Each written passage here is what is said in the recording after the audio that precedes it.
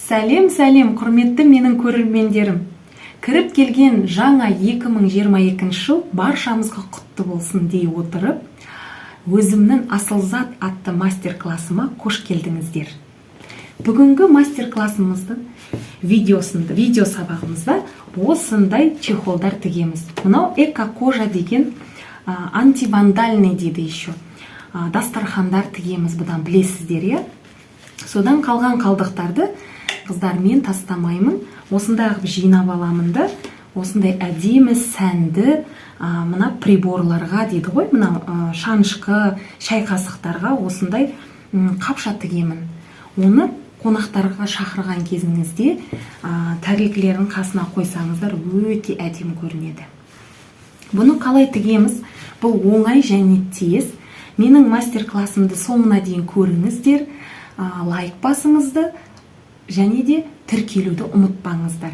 Сұрақтарды қойсаңыздар болады, жауап беруге асығамын. Ал енді экран алдына жайғасып алып, менің мастер-класс видеомды соңына дейін көріп, рахат алуыңызға тілектеспін. Ал міне өлшем аламыз. Бірінші, мінеки басының 10 сантиметр, міне ені 10 сантиметр. Ұзындығы шамамен 20 сантиметр, я 20,5 сантиметр. Ал кішкентай қалташасының беті дәл солай ені 10 болады, ал мына жағы 12,5 сантиметр болады екен. Мынандай айналасына тіккен имитация стразы дегеніміз бар, алтын түстес. Одан мінеки 50 сантиметр аламыз. Өткен мына жағы 20, 10, 40 және мына жер 10, 50 сантиметр жететін болады.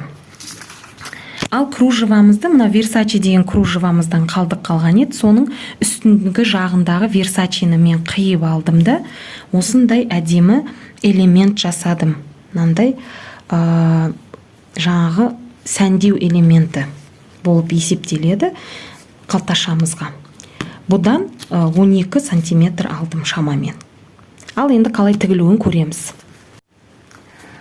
Ең алдымен қыздар мінеки кітті қалташасына мына сәндік элемент кружевамызды тігіп аламыз.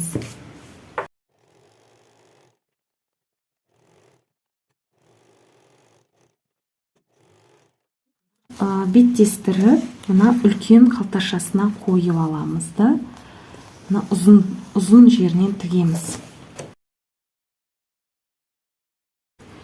Өте оңай тез қыздар, өте қиында емес. Енді асты жағын тігеміз. Өйткені біз астыңғы жағынан бастағанымызда қисық болып кетуші еді. Мына жақта былайынан қисық тұрғандықтан біз ортасын кейін тіге алмауымыз мүмкін еді. Енді мына жағын тігіп аламыз.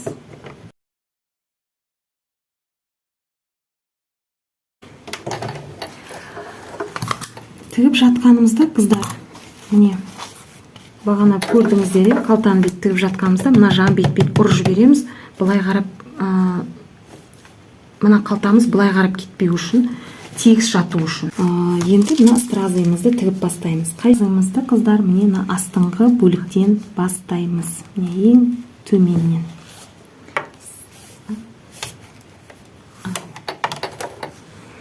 Мінеки мына жағынан бастаймыз.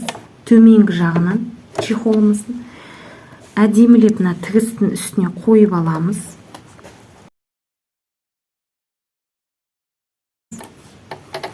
Қараңыздар қыздар. Мінеки мына стразы тігілгеннен кейін барып, мына жағы енді кітті ашық қалды ғой, сол жағын бекітеміз. Закрепляем дегендей. Артық жіптерді мынандай шашақ болып тұрғандар бет-бет кірпік сияқты шошайып тұрғандарды алып тастаймыз. Әдемі көріну үшін. Бұрышында кітті қиып жіберсеңіз де ешнәрсе етпейді. Мына жағын мінеки бекіттік. Енді бұл жағына стразы керек жоқ. Өйткені өзіміздің мынандай әдемі алтын люверсі бар. Сол үшін мына жағын тігеміз енді. Қойып аламыз. Кейін мына жағын қиып жіберуге болады. Егер былай қойсаңыздар, мына лавка тігіп жатқан кезде былай жылжытып жібереді де, мына жақ ашық қалады. Ол жаққа қайтадан тігу үшін өте қиналамыз. Жақты көріп тұрмын мен.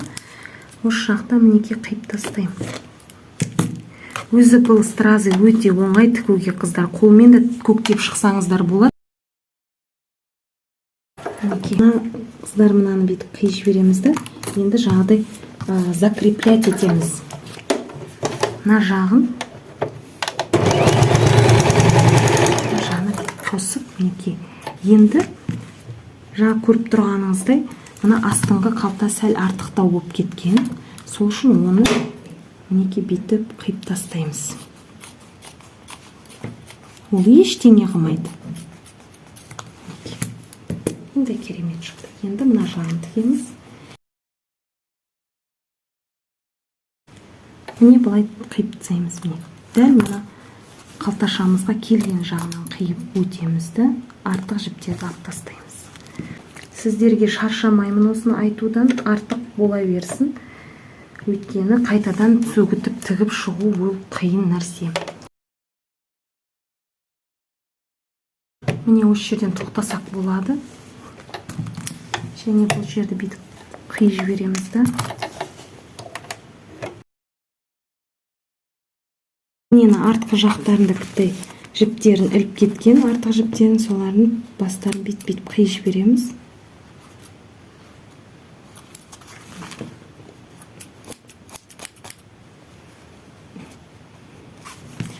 Мінекей қыздар, қалташамыз дайын болып қалды. Енді біз мына ортасынан тігуді бастаймыз да, бірақ мына жұқа жағынан емес, мына екі қабат жағынан бастаймыз. Сол кезде күшті тігіледі.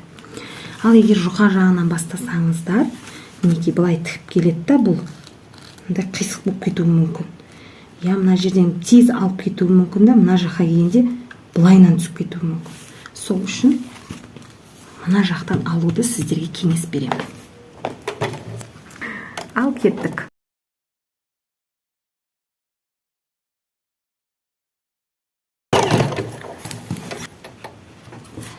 Мына жағын қиып тастаймыз.